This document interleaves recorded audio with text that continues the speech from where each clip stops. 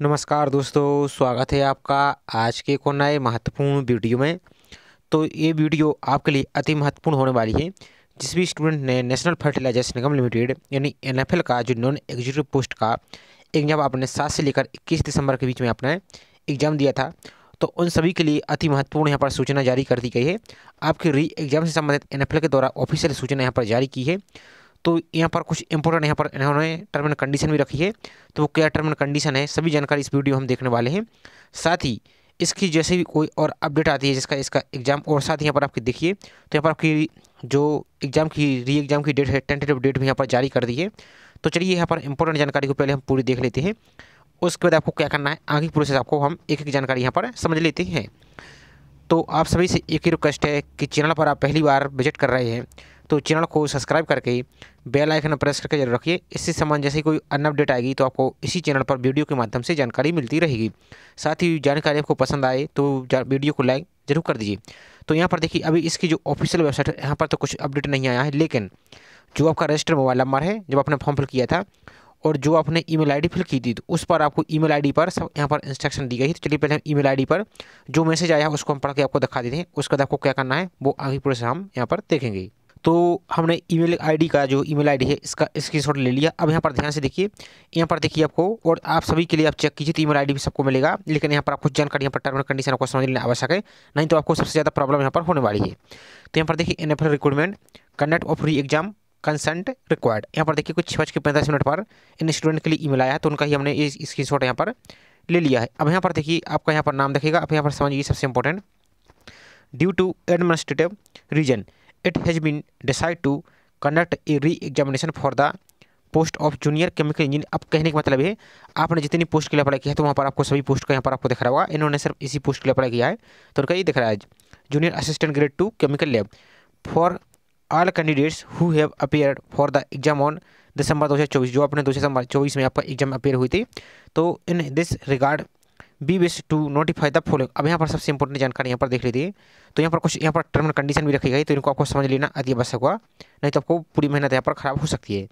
तो सबसे पहले तो इन्होंने क्या बोला है, candidate have to the option of either appearing for the forthcoming re exam either individual post या बोथ या एब्सटेंडिंग फ्रॉम इट। कहने का मतलब ये है आपने दी एक पोस्ट के लिए अप्लाई किया है तो आप एक पोस्ट के लिए यहाँ पर दोबारा से री एग्जाम दे सकते हैं, या आपने एक से ज़्यादा पोस्ट के लिए अप्लाई किया है तो उनका भी यहाँ पर री एग्जाम दे सकते हैं, पहली बात।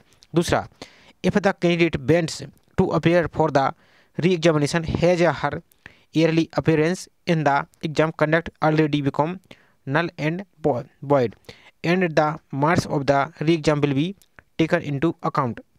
और यहाँ पर देखिए, if the candidate become absent in the re-examination after submitting consent to appear, then such of candidate will be, यहाँ पर और बोला गया है, marked as absent and her score will be null। कहने का मतलब ये है कि आपने जैसे 2 फॉर्म पोस्ट के लिए अप्लाई किया था तो आप चाहें तो दोनों पोस्ट के लिए दोबारा से एग्जाम दे सकते हैं, या चाहे तो, कहने का मतलब ये है अब यहाँ पर आपकी वही 14 तारीख से लेकर 16 तारीख तक आपकी इसकी एक लिंक एक्टिव होने वाली है अभी। तो उसमें आपको क्या करना होगा, यदि आप एग्जाम देना चाहते हैं तो वहाँ पर आपको उसमें ऑप्शन रहेगा, जब इसकी लिंक ओपन होगी तो हम उसका अलग से वीडियो बनाएंगे आपको क्या करना है। लेकिन यहाँ पर कुछ समझ लीजिए इन्होंने क्या बोला है। तो यदि आप जैसे समझिए अब इसकी जब कंसेंट की इसकी लिंक ओपन होगी, यदि आप वहाँ पर एस कर देते हैं तो आपका एग्जाम यहाँ पर हो जाएगा, यानी दोबारा से आपको री एग्जाम होगा, एडमिट कार्ड आएगी।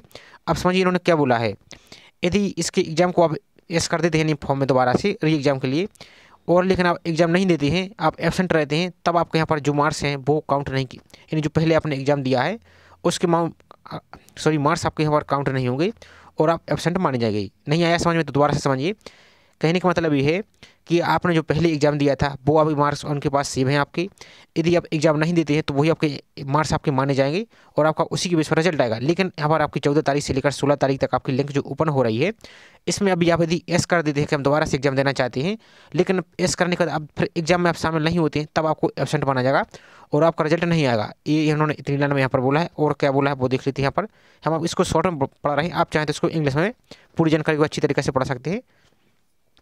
अब तीसरे पॉइंट में इन्होंने क्या बोला, if the candidate does not went to appear for the re exam has her marks scored in the considered exams conduct in 24 December will be consider. कहने का मतलब है यदि इसमें आप ऐसा नहीं करते, कुछ नहीं करते, इसको आप कुछ भी छेड़खानी नहीं करते हैं, तो जो आपने पहले एग्जाम दिया था उसी के मार्क्स आपके यहाँ पर काउंट किए जाएंगे, उसी को आपको कंसीडर किया जाएगा।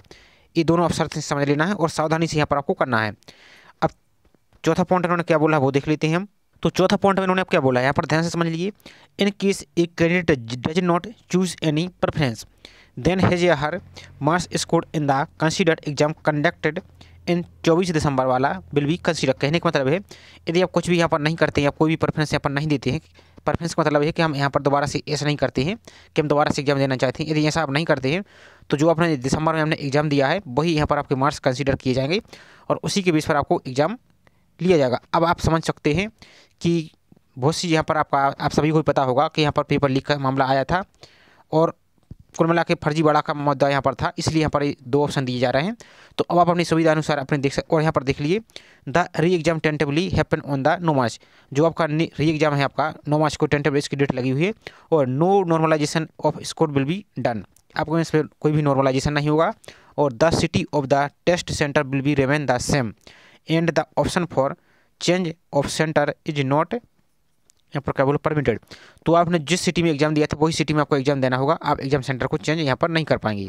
बाकी की जानकारी यहाँ पर देख सकते हैं और इसमें कुछ बोला गया है।